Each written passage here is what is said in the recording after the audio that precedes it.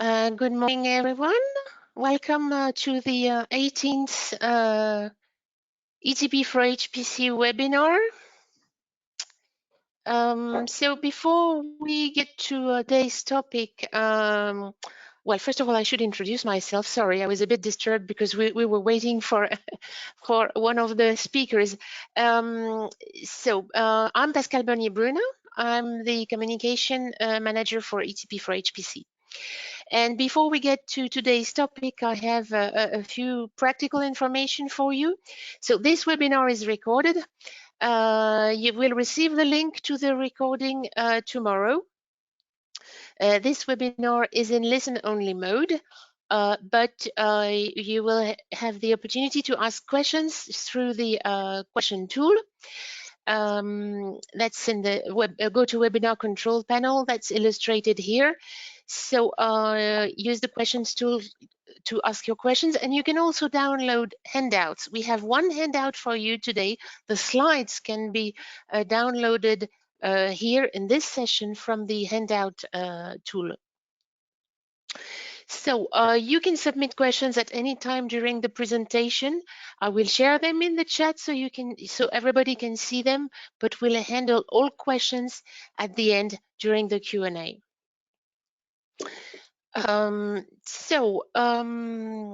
This is the day's agenda, and our moderator Sai will introduce the day's topic and our speaker.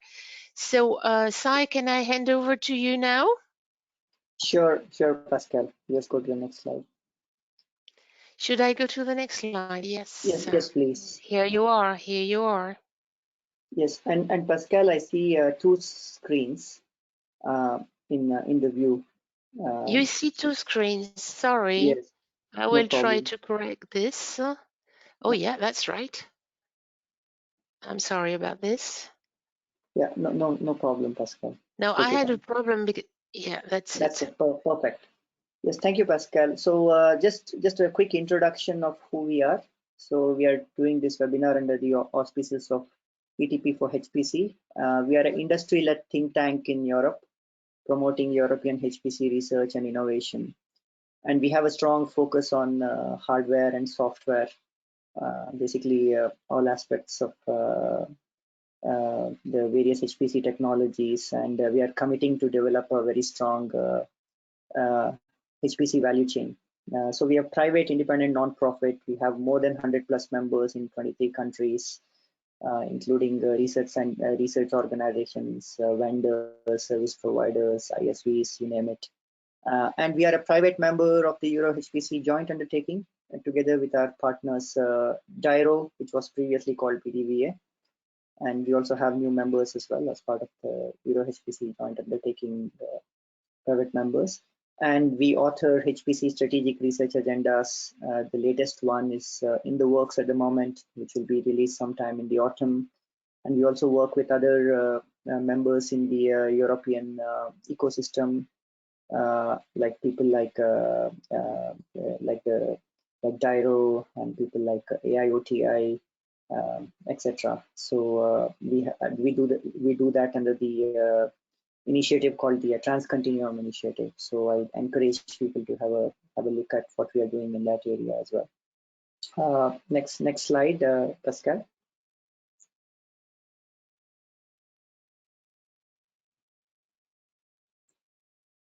Yeah, thank you. So just also what we are also trying to do is that we have within the ETP4HPC, we have a strong focus on industrial users, and we have started some initiatives to try to look at the needs of industrial users as part of our industrial user working group, to have a deeper understanding of the needs of industrial users. And we want to be a strong conduit between the industrial users and Euro HPC as well. Hopefully the industrial user inputs will make it into R&I agendas as well. And today's goals as part of the our liaisoning with the industrial users is to understand the collaborative development that happens within big industrials within the HPC ecosystem. And we've got some very exciting work, collaborative work that's done by three well-known industrials, Airbus, DLR, and ONERA. And I'm very pleased that we have three really good speakers that are going to cover some of these collaborative aspects. Next slide, Pascal.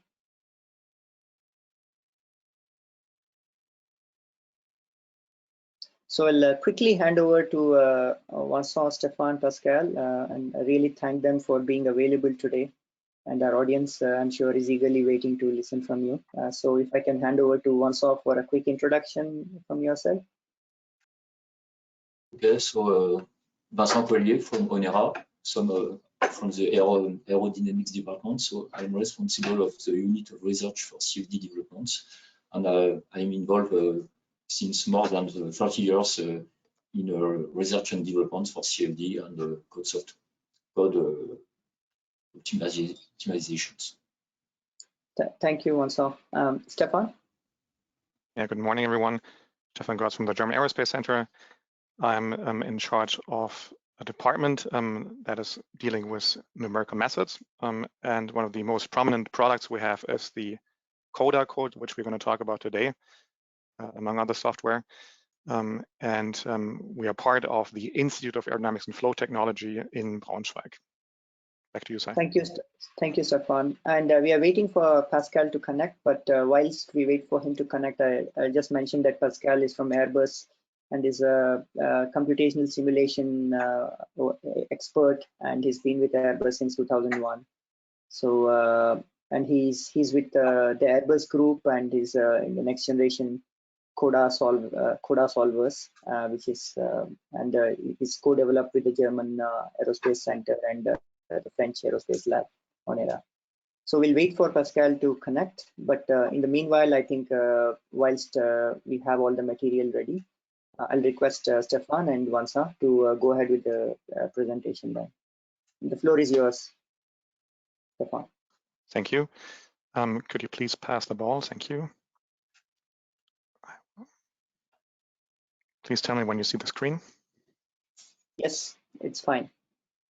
All right, then, yeah, once again, welcome to the presentation from our side, and we would like to talk about how we develop the next generation CFD solver CODA together, collaboratively.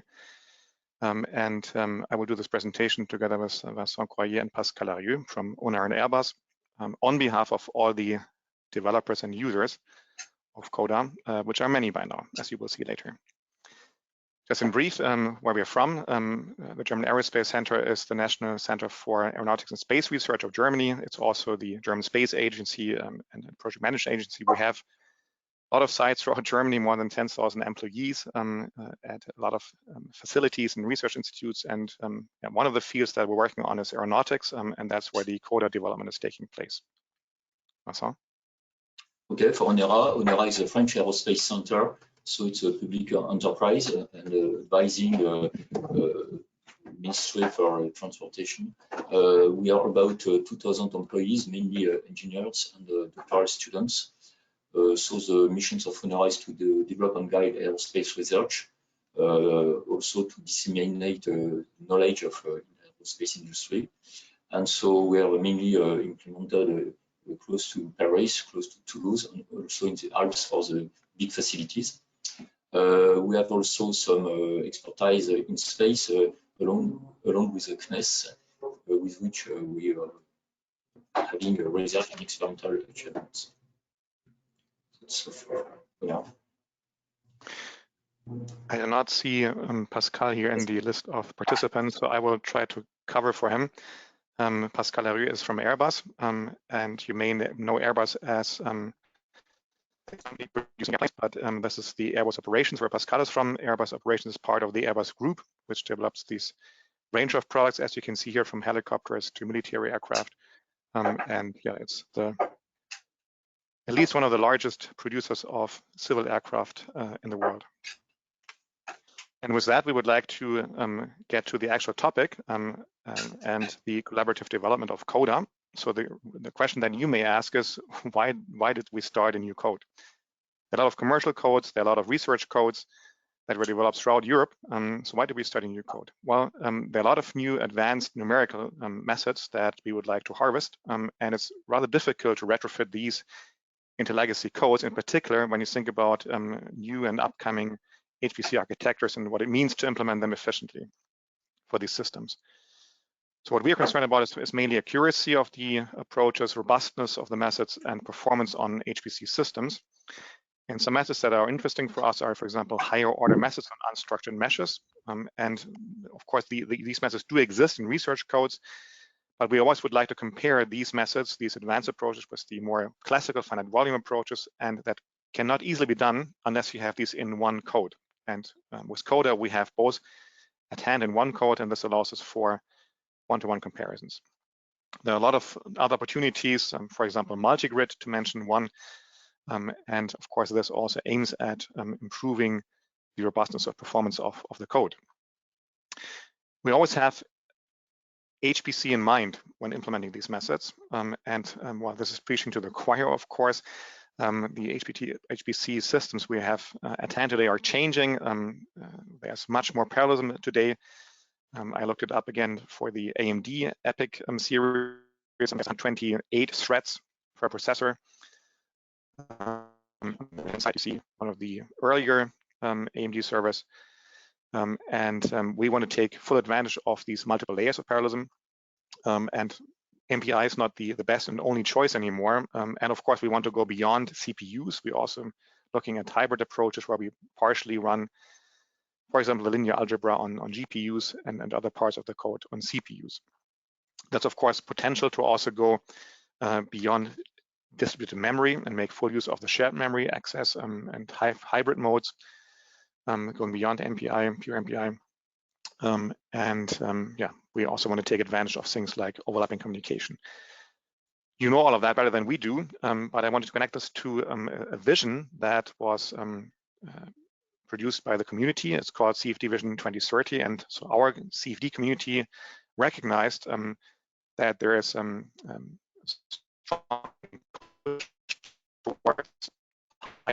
efficient platforms need to take advantage of that.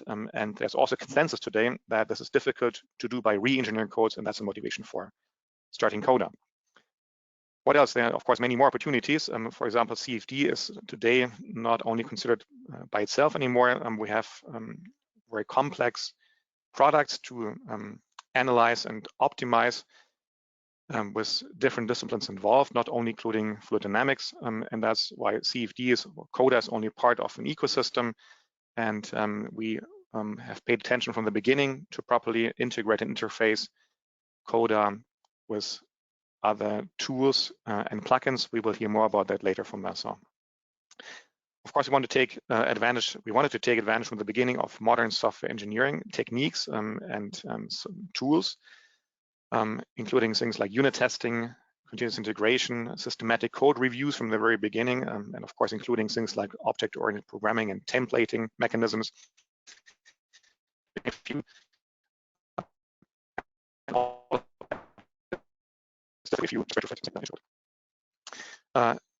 One final aspect I would like to talk about is automatic differentiation, which some of you may know.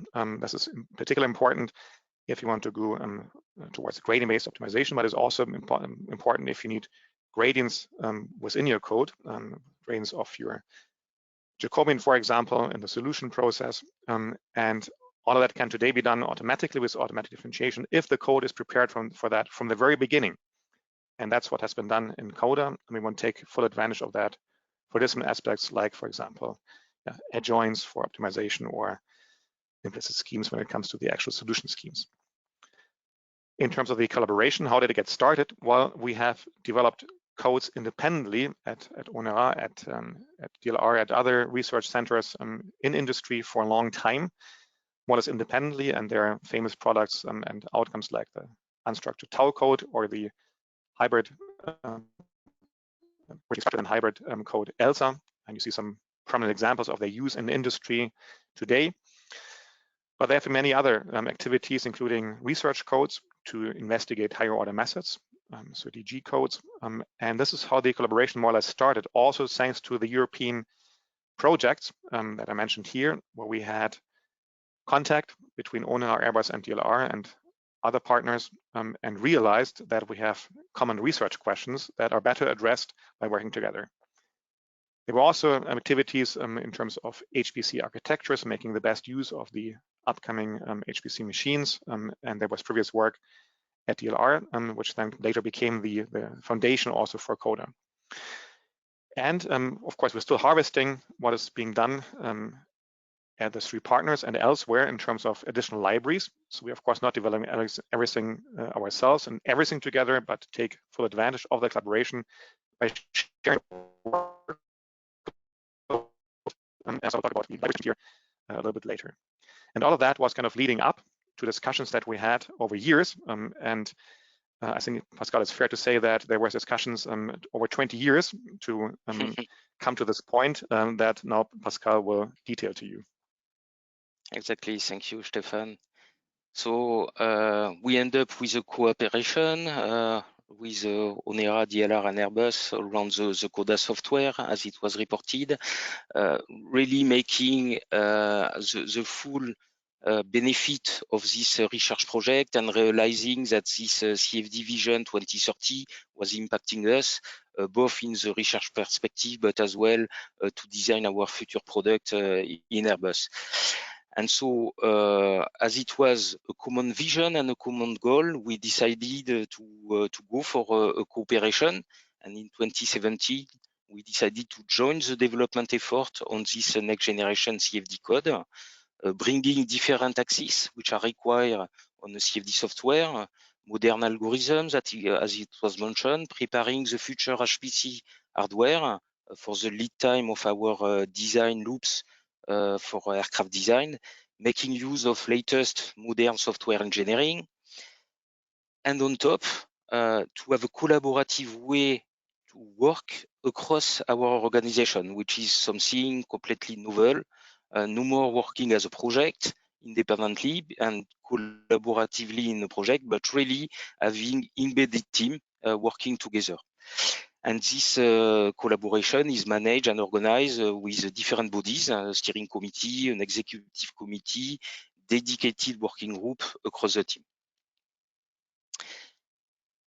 If you move next, Stefan, so to give you a little bit of flavor of the attractiveness of the product and as well the challenge that we were facing at the beginning, we have a rich research partner ecosystem working with us, with roughly 60 active researchers developing and validating the code in more than 10 organizations and split across 20 locations in Europe. And the real strength of this collaboration is to make this working together in an efficient manner. I would add on top that we are really working close with this European network and to really cash in their respective field of expertise in the different bricks that we'll explain a little bit later. So in order to illustrate this open cooperation with different research centers, we can illustrate 2 European projects in which we are involved. The first one, Accelerate, in which DLR is involved for the demonstration of CODA and improvement of CODA and space for exascale capable supercomputers and GPUs. So working on parallel scalability and also at a level of node performance. So you have the address. The other one is a Nexim project, which has started in 2021 with 4 other research partners, PM, Chine, Sarfax, and the Barcelona Supercomputing Center, who is leading the project. The mission of this project is to optimize CODA on HPC architecture, hybrid HPC architectures, but in the same time also to improve the nonlinear solver, which has been developed in CODA and still under development, in order to be able to have the best CPU time on these new architectures. Also, we would like to reduce the energy consumed by the simulation by just optimizing at the low level of the hardware resources. And for the expected impact, it's clear that we will benefit from the access to pre-exascale supercomputing as well as petascale, and to reduce as much as possible the knowledge of HPC of our developers in order to be able and to improve our skills in HPC for the future developments.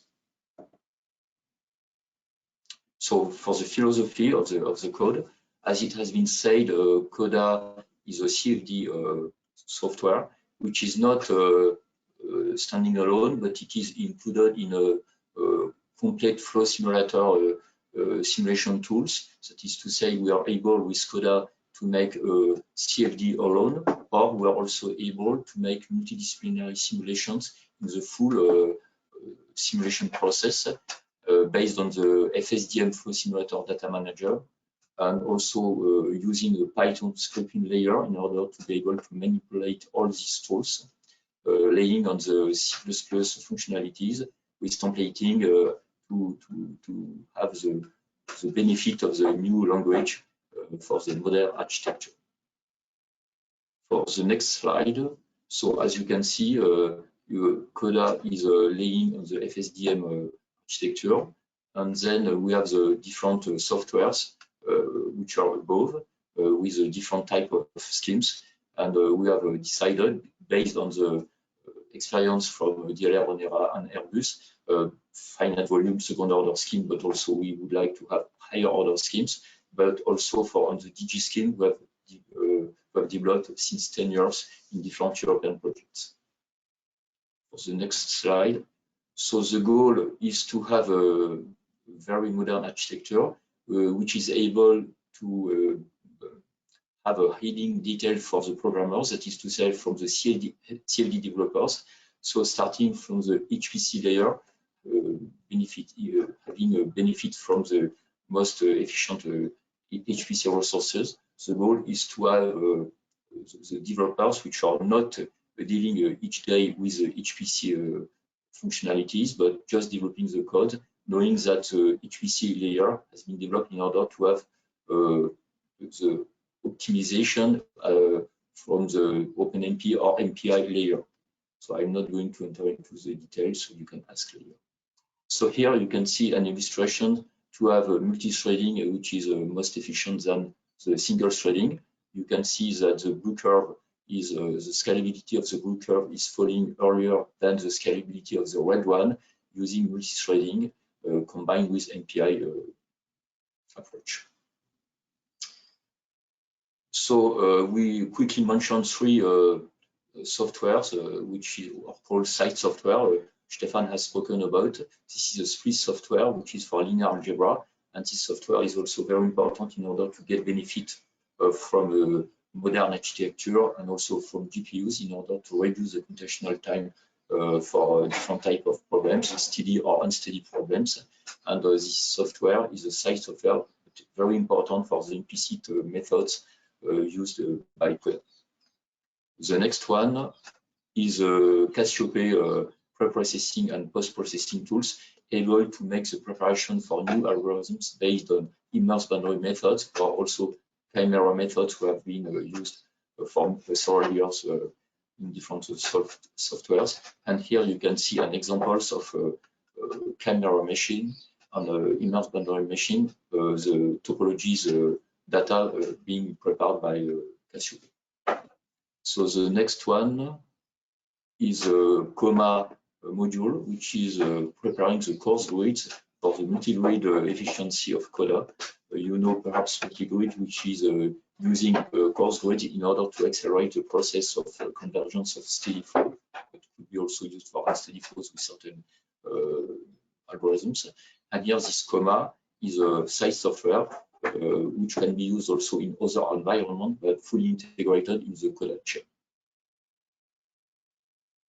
So, as I said, the infrastructure of the code is based on the HPC layer, which is the red one here. You can see that it is using the FSDM interfacing, the data containers, and the parallelization processes are at this level.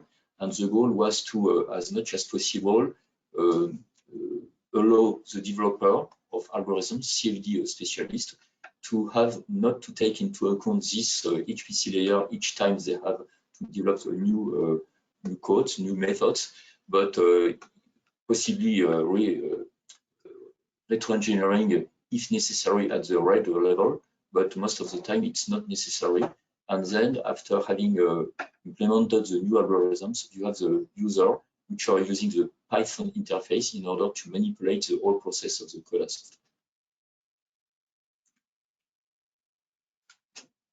So in order to be able to manage all the teams Stefan and Pascal have spoken about, that is to say many developers located in different countries, different research centers or industry, we are using the Git in order to make the distribution of and to have the control of the distribution of the different version of CODA.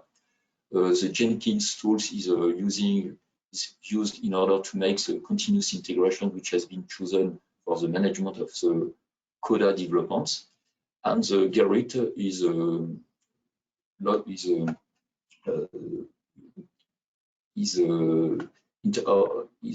set of interfaces able to manipulate all these new developments from the continuous integrations. All these tools are absolutely necessary in order to have a collaborative developments located in Europe, different countries. Right, and with that, I would like to talk about the status. So what can CODA do today? And we will just give you a very brief overview in terms of higher order methods on unstructured grids. Here's an example of the famous Taylor-Green vortex, for example. And we can by now use highly accurate methods like DG schemes with different bases to simulate that efficiently. You also see that we can do scale resolving simulations like this periodic hill here, for example, using a force order method.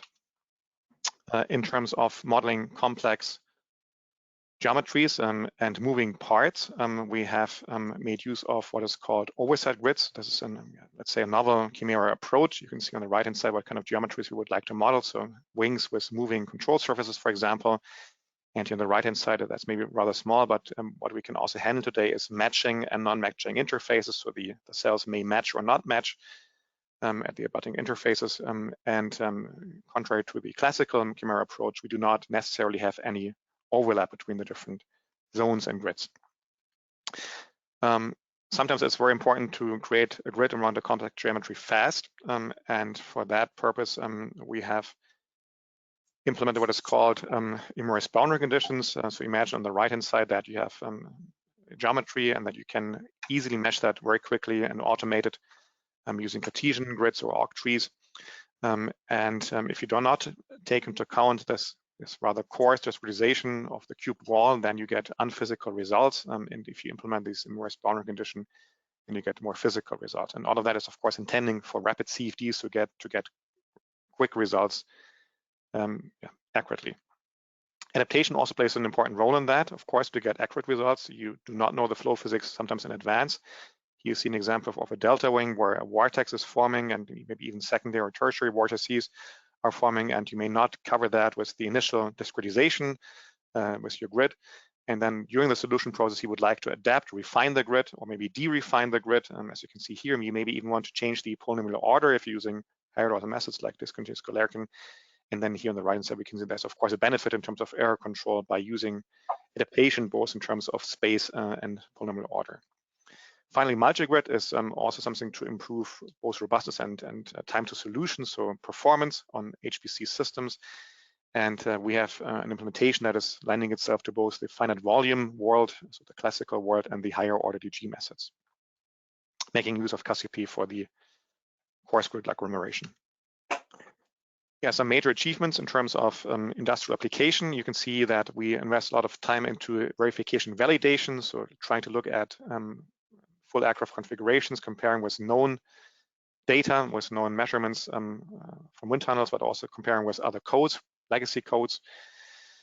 We are able to model and simulate complex geometries. We are on the way and on the road towards also dealing with unsteady flows with rotating parts. We're not there yet fully, but it's on the way. We are, of course, interested in detecting and better capturing the flow physics, including new configurations. You see here an example of landing configuration, an aircraft landing, a high lift configuration, low speed, where we employ the higher order methods very efficiently. including modeling the turbulence. We can model all kinds of grids, including polyhedral grids. And we can, of course, also interface the solutions that CODA produces with acoustic analysis approaches. And finally, we are now able to couple CODA with different disciplines, including structural models to model highly flexible wings, as you can see here. And we can also model moving control surfaces with the Oversight Grid technology. Since you are mostly interested in HPC aspects, we would like to show you very briefly a few nice results showing that we are on the way towards exascale readiness. Not there yet, but we are on the way. We have in aerodynamics a very classical test case called the NASA Common Research Model that we're looking at here in this work on a rather coarse medium grid, which is well known to the community, modeling the physics using some turbulence model. And we compared here one of our legacy codes, in this case tau, and the most robust fancy settings of the solver was CODA 2021, and an advanced solution algorithm based on GMRES, and had the best settings per solver for a second order finite volume discretization. All of that was run on a large cluster in Dresden, in Germany, using the first generation AMD EPIC processor, so meaning two times 32 cores per node, and a Mellanox InfiniBand network. And we could observe that in terms of parallel efficiency for this test case at transonic flow conditions, the efficiency is being maintained with CODA to more than 90%, up to 4,096 cores. Or if you look at a certain level of parallel efficiency, so 90%, this means we are able to go to 32 times more cores while maintaining the parallel efficiency. The same test case looking at runtime, also quite interesting. So again, comparing the legacy code here in red and CODA in blue for a given let me interpret that. Give me a second here. So we're able to reduce the runtime by about a factor of 10 for a given node number. And for a given runtime, we need to employ 4 times less nodes with CODA. So I think that's also showing how the code is scalable and efficient. Finally, in the same test case, but for a very tiny grid, of course, sometimes it's interesting, to see if the code can handle that while still parallelizing to a lot of processors. Here we have using this tiny grid instead, and again, CODA with the settings on the same AMD EPIC processor, and this time we go from 1 node all the way to 64 nodes, which translates into 20,000 elements per core, so mesh elements per core, or as few as 320 elements per core. You see that we can maintain 90% parallel efficiency all the way up to about 32 nodes. And interestingly enough, 4 threads here perform better than 8 nodes, for example. Final example for the scalability and parallel efficiency. This is a different test case, also well known to the community. It's a high lift configuration, as you can see on the right-hand side. So it's a low speed case, landing, including a gap. And we're using, again, here rather coarse mesh of 18 million elements to compute the flow solution on 128 nodes, so a fixed number of nodes on a slightly different cluster using the second generation EPIC CPU. So this means that now we have 2 times 64 cores per node. And that means that we have in total 16,000 cores, or about, again, as few as 1,000 elements per core. And using these standard settings here for a finite volume scheme, you can again see that we get a fully converged solution, so the steady solution that we're looking for, in about 99 seconds. So very quickly while employing a lot of resources. With that, I would like to hand over to Pascal for the perspective. Thank you, Stefan. So to start with the perspective, as a collaborative project, we have spent quite a time to develop a comprehensive roadmap along different bricks that you can see with some colors there, the core capability of a classical CFD solver, the enablers, we talk about linear algebra, automatic differentiation, and HPC as a separated part, so that the core developer could use infrastructure which are fit for purpose for the different current and future HPC.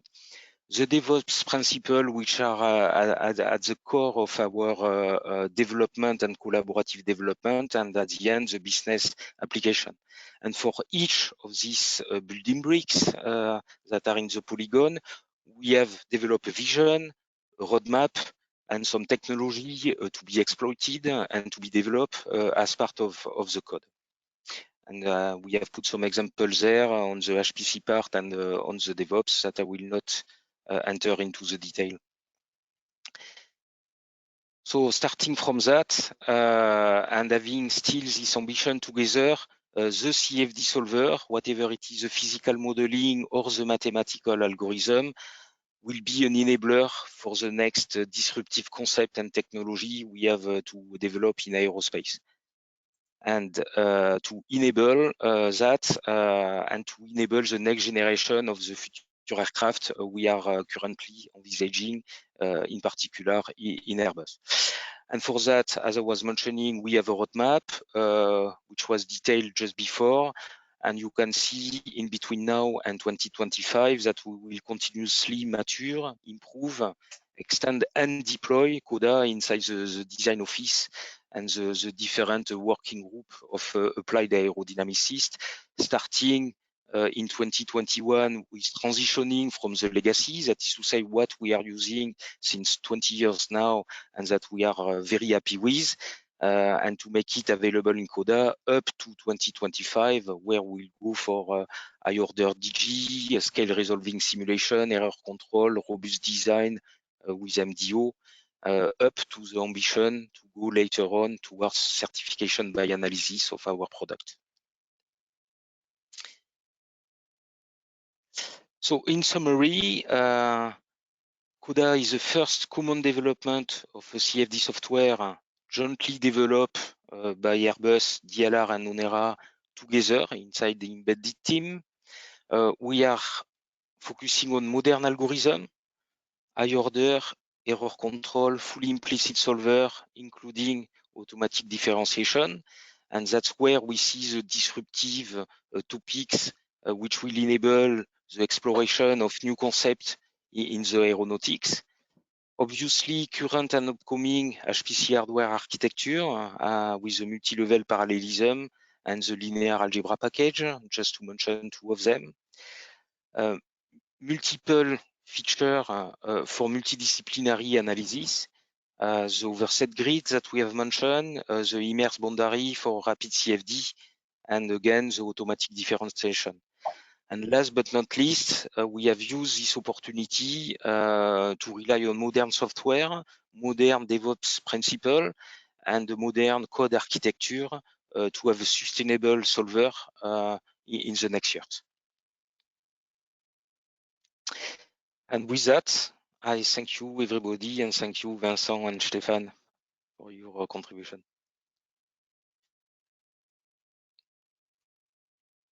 Back to you, Sai. Thank you. Yeah, thank you very much, Stefan, Vincent, Pascal. It's a very, very interesting presentation. Jean-Philippe is there with us. Good morning.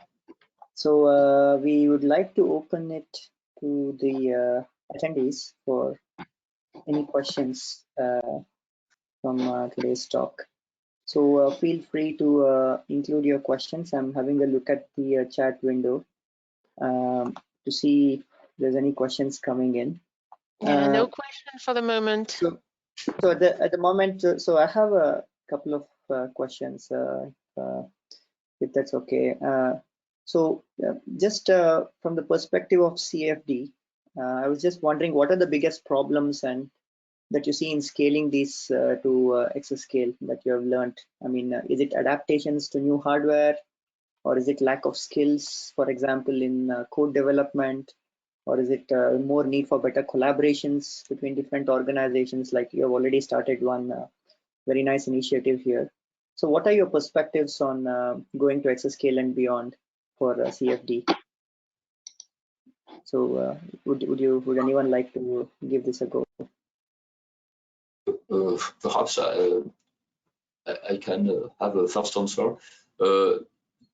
Mainly, we would like to have stronger interactions with hardware architecture developers in order to be able to have the benefit, direct benefit from the new architecture, which are strongly and quickly evolving. And what we have seen is that the methods themselves have evolved since 20 years. But what is very important is to, in order to have a strong benefit of the new architecture, is to have a direct connection and direct interactions with the people developing and the companies developing the new architectures. Got it. These are first. And this, for instance, in order to have the new management of the different layers of the different GPUs, multi-threading, or generally hybrid architectures, is very important because we have been used to have connection with manufacturers, but it's very important to keep that efficient. Got it. Thank you, Vincent. Any other perspectives from Stefan or Pascal? Pascal, you go ahead. As you want, Stefan. Okay. From an industrial viewpoint, what we have to really realize is that CFD is massively used as often for a steady simulation that are used in the design process. And today we are able to run some simulation, but they are too long to be compatible with the timescale that is needed to design an aircraft. And this exascale challenge may, and we see it as an opportunity, may enable us to better resolve some flow physics that we are not able to introduce today inside the design cycle, and so enable to make more innovative solution in the design of our future product. Got it. Thank you, Pascal. And just imagine that most of the legacy codes were designed more or less around the computer at hand. Think of the old vector computers. We really had codes that were tuned for this specific machine. And I think the challenge is that we're moving towards clouds and very heterogeneous systems. And we need to make sure that the code is fit for that, that we have considered that. So we have collaborations with operators of large computing facilities to benchmark the code on their hybrid machines, for example. And that's why I showed the example with the different number of threads, right? Because that was not clear from the beginning. What is the best choice of number of threads? So I think benchmarking and having good benchmark cases is important. And Pascal mentioned that we're facing the challenge of having steady problems, unsteady problems, very small grids for fast turnaround time, very detailed grids for resolving all the scales. So it's a vast range of needs in terms of HPC resources and workload per core or per thread. So I think that is a big challenge, and there we need expertise from the community, from the HPC community to assist us in that, provide access to hardware. So we're also negotiating with the big cloud computing facilities, and that's new to us, right? Because we probably need to containerize the code. What is the best way of containerizing a code that should always perform best on any given architecture? How do we ensure that? I don't know. Yeah, very great, interesting perspectives for us. Thank you. So, Jean-Philippe, I think you're raising your hand. Hello. No, it's because we now have questions from the audience. Maybe we can shift to that. Sure. And the first two ones sound quite alike, respectively from Fabrizio Magugliani. Do you plan to use any AI-related technologies in your models? And from Jean-Pierre Panzera, do you plan to use AI in your solvers, surrogate models? Question mark. So I think it's about using AI methods in your approaches. Voilà. Too bad that we skipped a slide because of time. We removed the slides dealing with that. So thanks for the question. So we have different research lines that we pursue. On the one hand, we are starting to pursue with some PhD students the idea of an expert system for CFD. So one of the challenges, as I just said, for this vast range of applications and architectures that the code is supposed to run on, to find the best settings. And there, in legacy codes, we have up to 1,000 parameters, solver parameters to set. And there are a few people who know all of them and know how to set them. So I typically work with defaults that are tuned to specific computers. So now going to different machines and to a vast range of problems, it will be hard to understand and figure out what is the best settings. So our idea is to run and keep every simulation that's ever being run, learn from that, what settings were successful in terms of convergence to the sought after solution, build a surrogate model and artificial intelligence that will suggest the best parameters under a new scenario. That's one approach that ONERA and Airbus and DLR are looking at, or starting to look at, and to be making use of machine learning combined with optimization techniques. On the other hand, we have ideas to correct for discretization errors for coarse grid solutions. Pascal just said that sometimes for fast turnaround time, you would like to run a rather small grid, small discretization, to get a quick answer. But of course, we know that's not going to be accurate. So we're hoping to build artificial intelligence methods that are able to correct for these discretization errors by learning from finer solutions, from more resolved solutions, and that is what is called a super resolution problem that we have some first results on. Quite difficult, but if you've seen CSI zooming into number plates and trying to figure out the number plate number, that's the idea that we are pursuing in terms of CFD, but on a more scientific basis. And then finally, we're also trying to be more intrusive in the sense of including artificial intelligence in the code itself. And finally, we have a lot of work already going on in terms of using AI for learning from data, so from physical data, from experiments, from measurements, and trying to improve and correct our physical models thanks to AI. So that's what is called data-driven turbulence modeling. And finally, so the very end, we are already looking towards quantum computers and trying to understand what methods lend themselves to quantum computers, and that probably is not the classical way we implement CFD today, but very different. And one approach we are pursuing is to use machine learning and what is called physics-informed neural networks, try to see are elements of these machine-learned algorithms suitable for porting them onto hybrid classical quantum computers. We can perhaps add something about what is the most important thing and the most bottleneck in CFD, that is to say turbulence. And this is still today the main problem in CFD. That it's clear that we are not able in the next years to make a DNS or LES at the high level of complex configurations. And there is still some European project like FITER, for instance, where several research partners are trying to improve what is called the RANS turbulence model. That is to say, we have a different level of turbulence modeling, and either you make unsteady computations which are very costly, or you try to have an influence of the turbulence on the mean flow, and this is called the RANS simulation.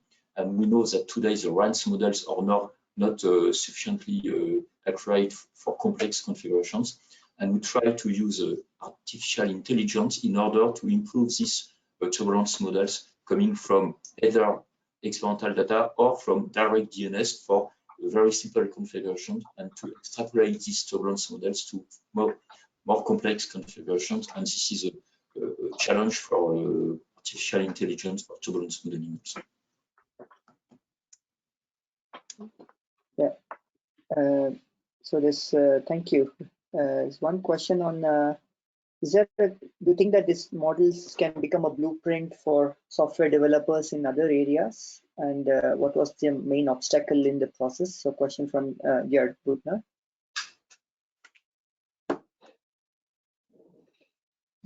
One way we already make use of that knowledge and experience for other codes. So CODA was definitely one of the first codes where we use these modern software engineering approaches and tools for the first time consistently from the very beginning. And we have by now transferred that idea to other codes and to new codes. So we're learning from CODA, for example, for our code on machine learning, and perform also systematic code reviews, continuous integration. We're using the same infrastructure for the different software. So yes, I think that can be transferred.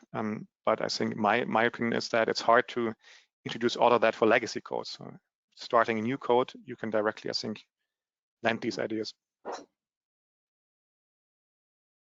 Thank you. Any other comment from Vincent or Pascal? No, I think Stefan is right. We can transfer it to any code, in particular the way to practice it and to practice the collaboration, the collaborative development.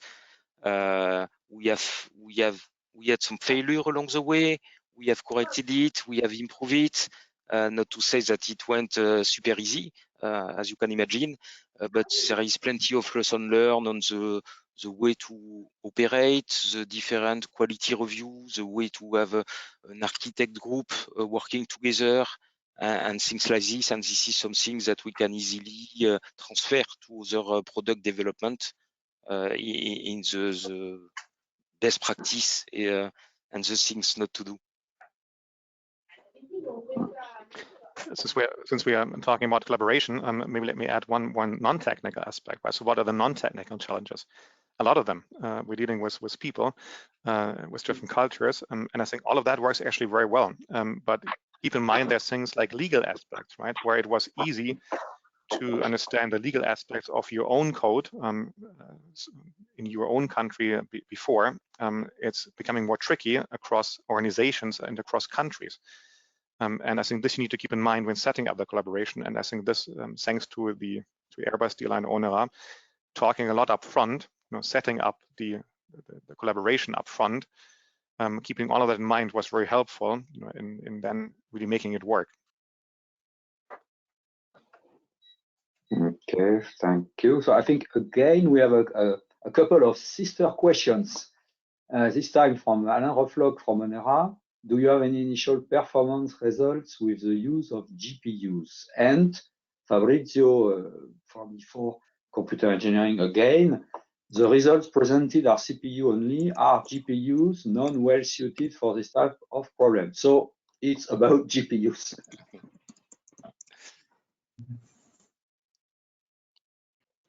I don't think that any of us is really good at answering this question. Yes. I will give it a shot. In particular, in the Accelerate European project, we had one activity to check if the linear algebra solver, so the SPLIS library, performs well on GPUs, and yes, it does. So that part of the code was the solving the linearized equations. That seems to lend itself better to the GPUs than most other parts of the code. But that's my not very technical, not well-informed, quick answer. Maybe Pascal and Vincent can add to that. Yes, for GPUs, I have just some numbers which came from other researchers. At the present time, we are still waiting for to get a clear view for the GPU use. That is to say, we have to rewrite a code which is directly written for GPUs purely, or the way is more to have dedicated part of the solver as SPLIS, for instance, for linear algebra. But it's a roadmap for the two next years. It's clear that we are not planning to write or to specifically GPU CODA solver, but we have to think about that, as I have said, closely with the manufacturers in order to be flexible and to have the best performances as possible, available capacities. But today we have some experience, but no numbers today with CODA. Okay. And we're actually competing with the people who are doing machine learning, right? So we can see that definitely the machine learning groups benefit largely from the GPUs, whereas they manage to not perform very well on CPUs. So it's also a matter of competition and looking at the machines that we have at hand at DLR, for example, the number of GPUs is still rather small compared to the number of CPUs we have at hand.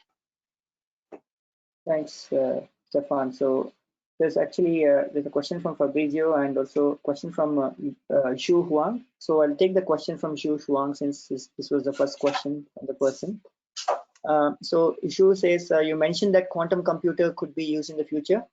So if CFD simulations run on traditional HPC combined with quantum computer, which part of CFD simulation do you think could be offloaded to QC, quantum computer?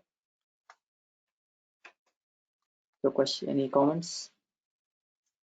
Again, I'm not the expert on physics-informed neural networks, but what I understand is that in the end, it's not possible to fully learn the equations simply using machine learning algorithms, but you still have to introduce classical ideas of CFD codes, like artificial dissipation, to name one, or boundary conditions.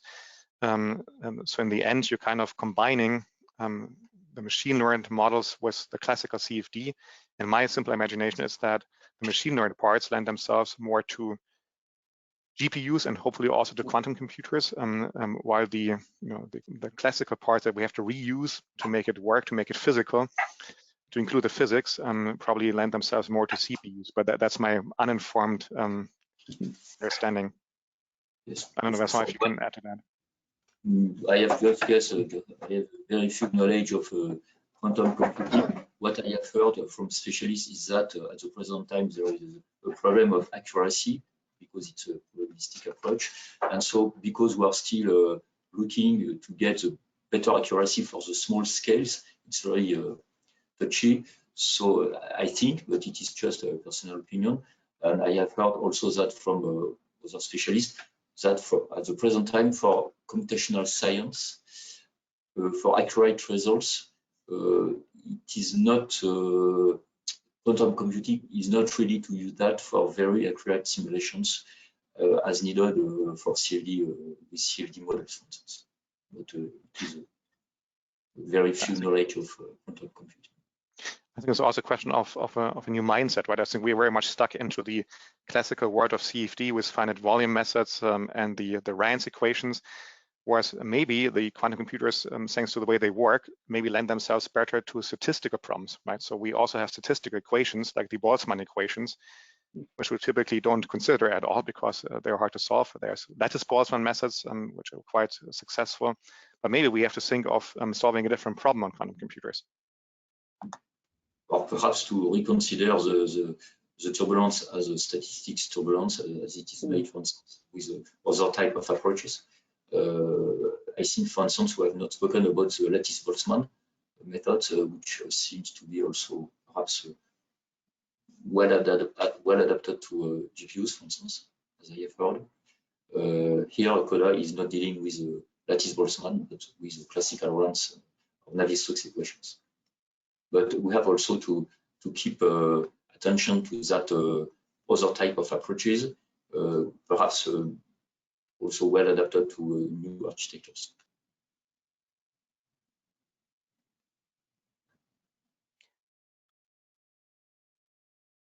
Jean-Philippe, we can't hear you. Sorry, apologies. Maybe a very last quick question to finish. Yeah, we're still on time. Nicolas Tonello from Constelcom wanting to check whether the code will be kept completely private for DLR on Airbus only or not, and how you proceed with publication policy. Are you making your research available via publications? So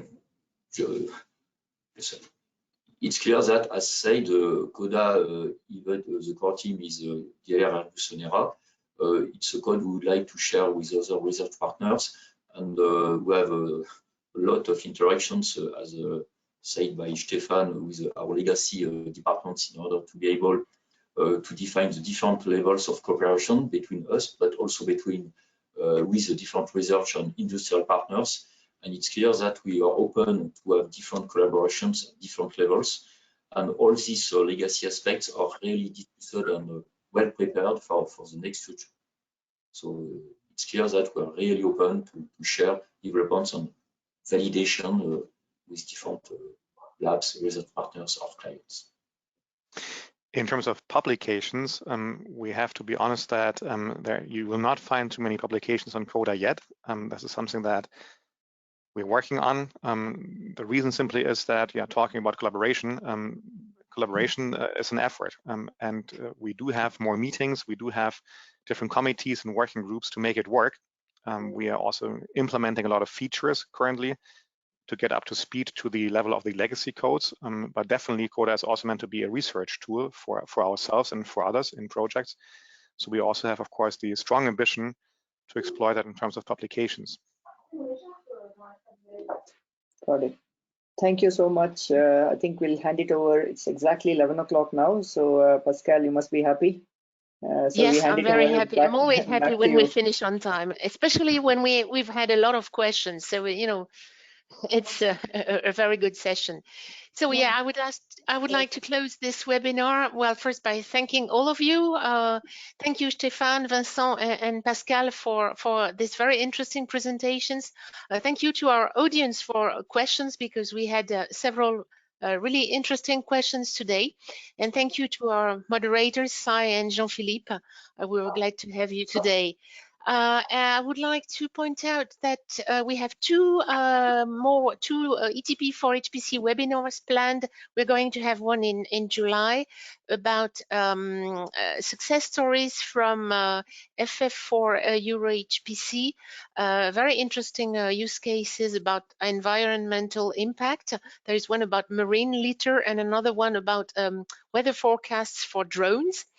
And we also have a webinar planned for September about the EU Master for HPC master program.